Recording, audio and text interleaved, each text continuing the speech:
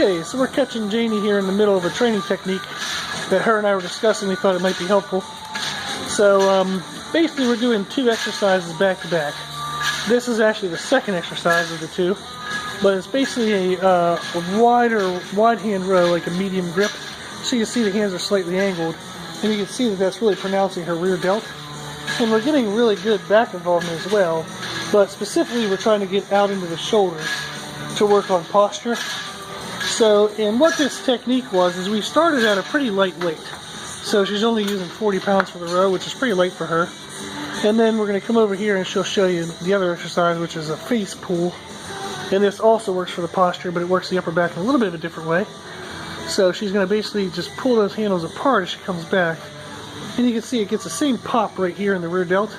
It works the same muscles, but a little higher along the trap in the top of the shoulder blade area, whereas the row works more along this line. So it gets in that same general area. So what we did was we started with a light weight, so it's actually the same weight through all sets. So in this, I think I have it at 60 pounds. So, and now this is a cable makes it half the weight, so it's actually around 30 pounds. But basically what we did is we did 10 reps of this into 10 reps of the rows.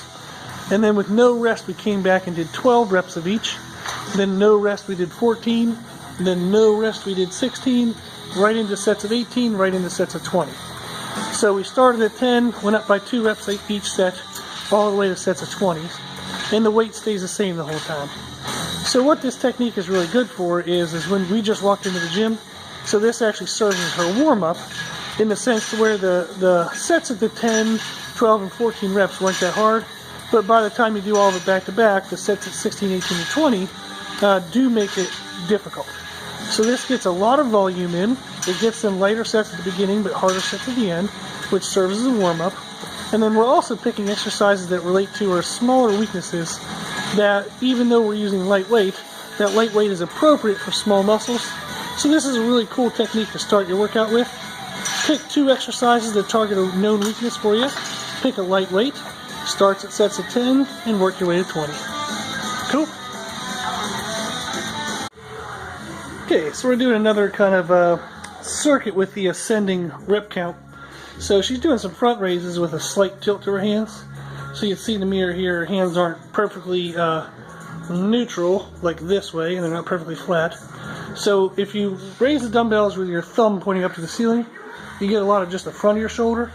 The more you put your hands to the palms to the floor, you're going to get more middle delt, okay, middle of the shoulder.